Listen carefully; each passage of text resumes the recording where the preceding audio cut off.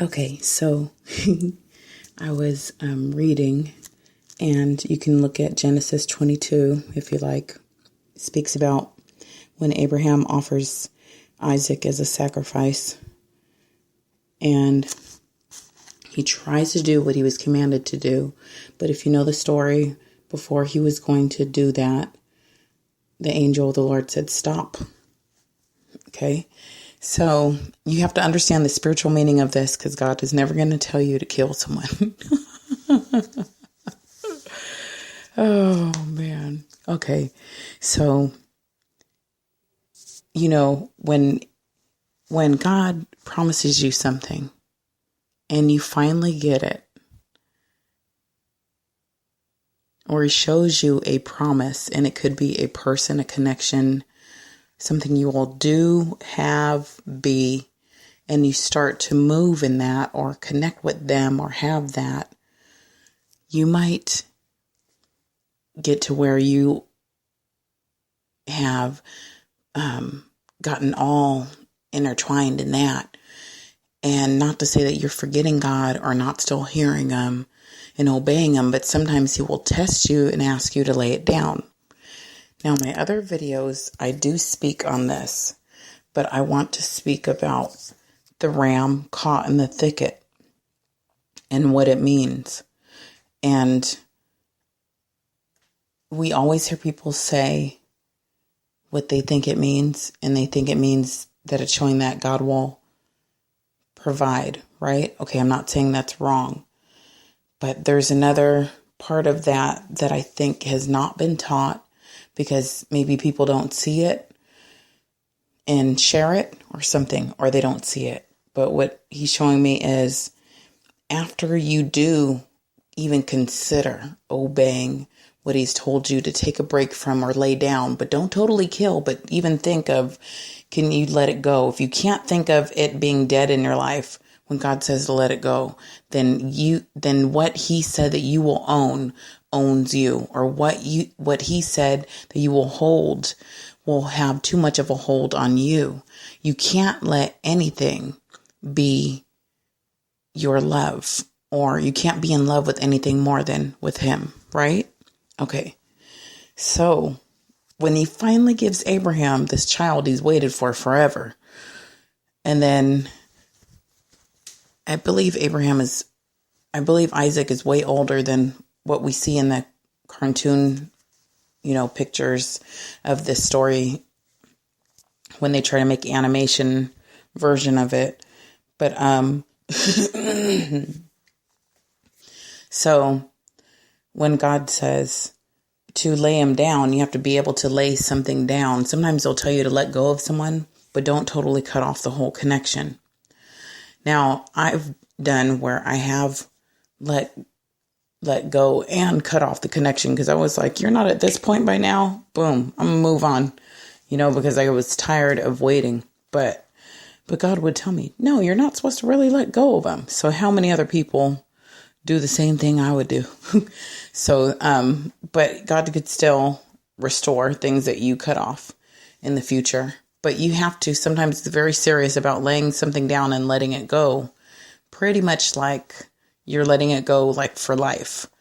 But you're letting it go and not interacting with it, because he wants you to focus on something else. Sometimes when God's trying to take you to a new season, he will ask you to let things go or people go. And all you know in the moment is, I got to let them go. That's all I know. But he may bring them back to you and then confirm, yes, you can reconnect. Anyway, we can complicate things, or we can do what God says, offer it to him, just give it up to him, and don't really cut it, don't really kill it, but just give it up to him. And then he can highly concentrate and focus you on whatever your next mission or call is. But you will get what you laid down back if you can even fathom the idea of letting it go all the way, and it just being you and God. You have to get to the place where you're like, if it's just me and you, God, and you don't give me one more thing, I'm okay. You got to get to that place.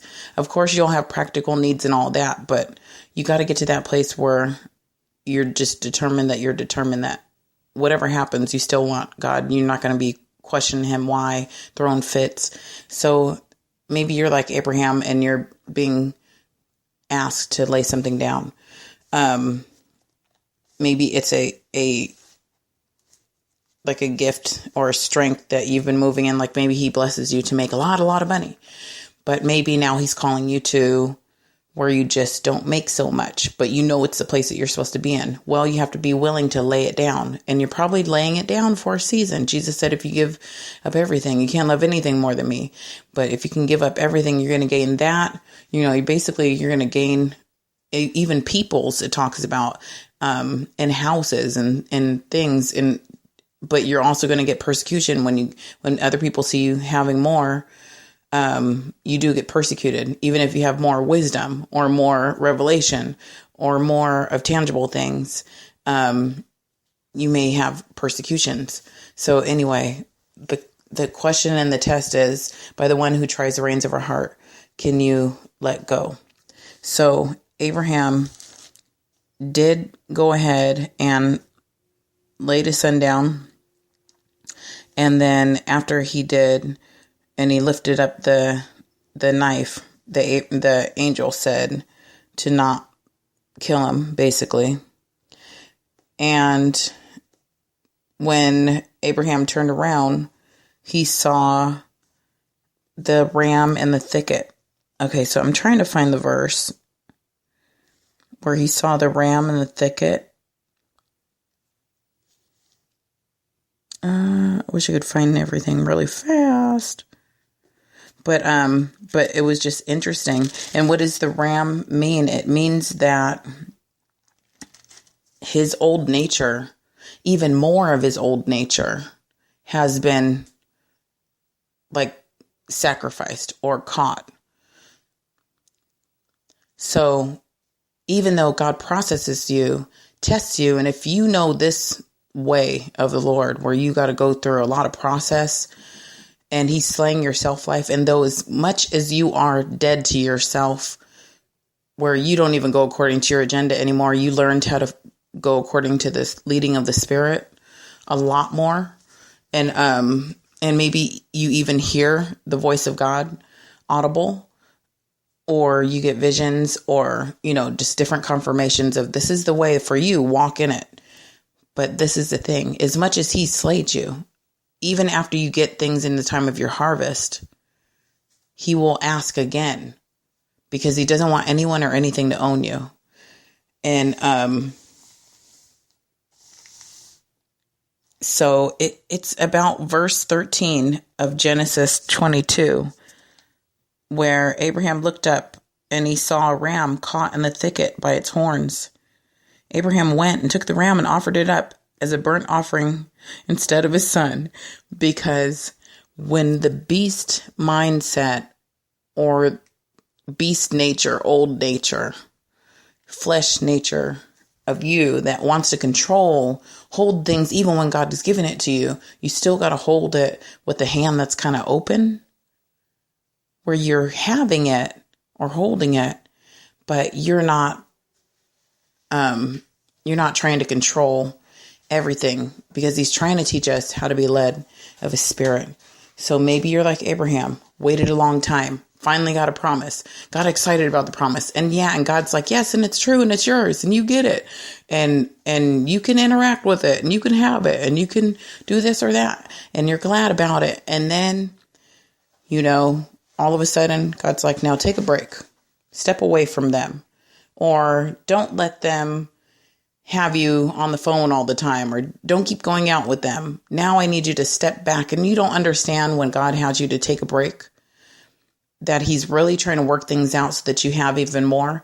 You can have even more in the Spirit if you don't let anything in the natural own you. If he can trust you like that, he might even give you so much more in the natural that you would be someone who's in a position to help and be a great resource to the body of Christ. So he always gives you a choice. Yes, you can have your life. You can have the world's mold. You can follow the patterns and the timing and the ways and the obligations of the world and things that you think that you have to do so that you look just like society, act like society, have what they have at this time or that.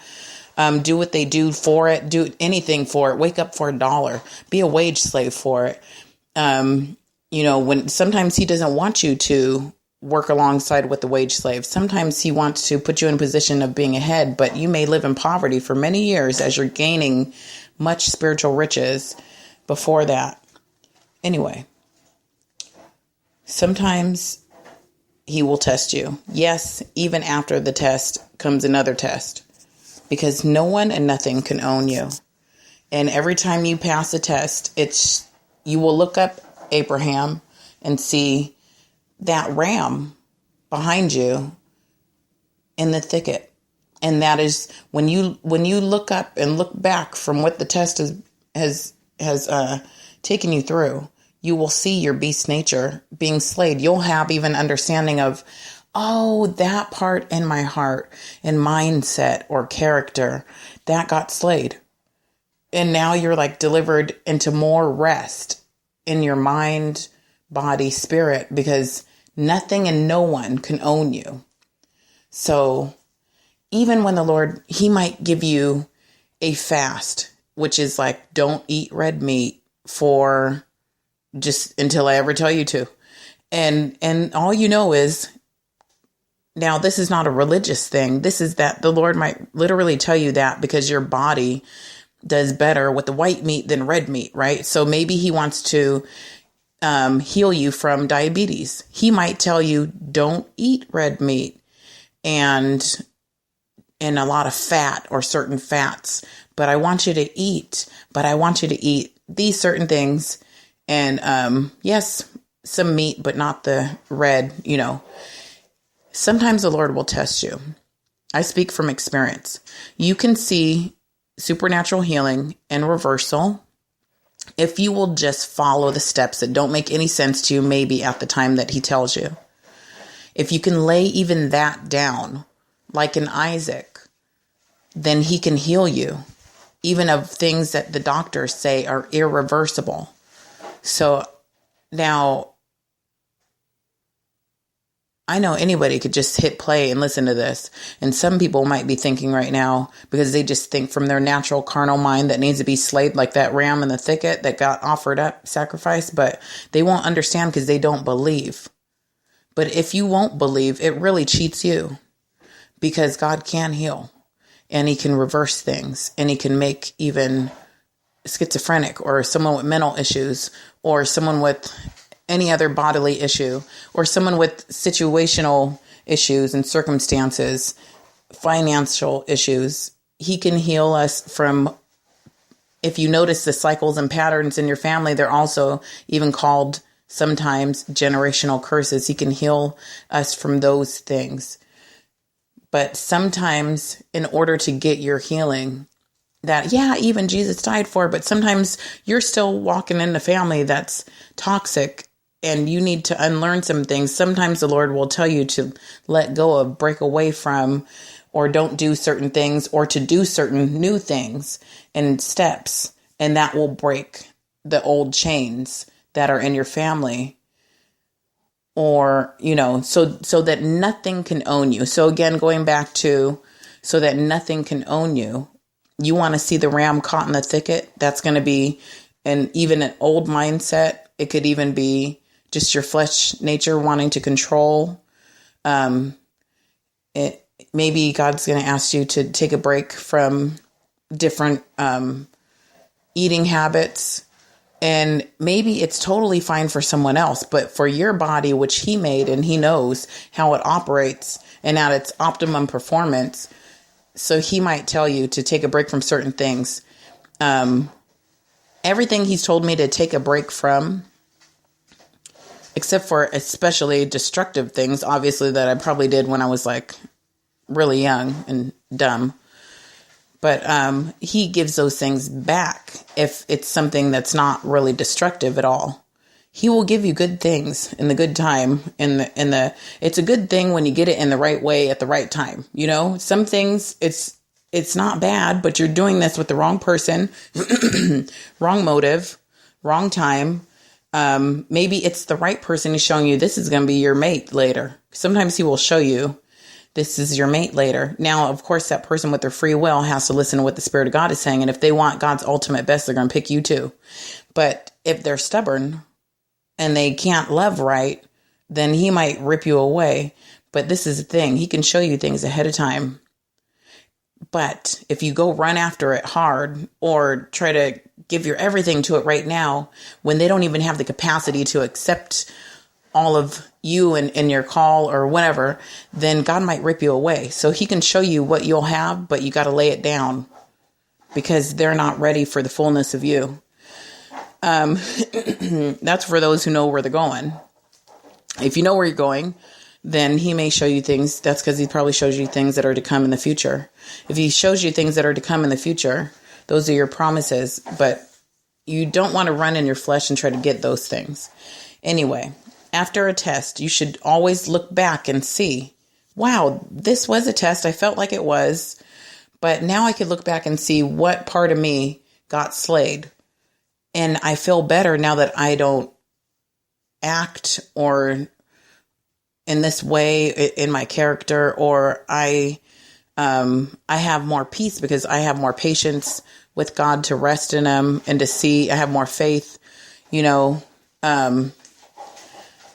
should be able to see what got slayed from each test. If you don't understand the lesson of each test, then you probably have, you always have an area to grow in until you are totally transfigured, like a Jesus or something.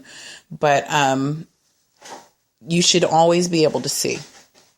I think you understand that. I can't word it any differently. I hope people understand that. So when I'm reading about Abraham and Isaac in Genesis 22, and you can go back and read the story, the ram was then sacrificed after the whole test. So I just think that that's genius how the story, which could be true history, which I believe it was. And I think a lot of things were actual history in the Bible, but I think there's a lot of spiritual meanings that you need to get for today. If you don't understand that there's something for you to get for today from this old thing and this old treasure and this book and this history, then it really can be boring to read your Bible. So what you want is for the Spirit to reveal things to you. And it's really fun to open up a story and read it and get something that means something to you in your here and now and in your time of need of direction or confirmation, or maybe you need a conviction somewhere just so that you can come to the best you that you can be. And that's what God wants to do with us. So anyway, that's what I was reading this morning, and I was just finding that very interesting. My name is Anna Clark. You can find me on Facebook, www.facebook.com/Apostle Anna Clark. And so that's what I have for today. Just sharing that. All right.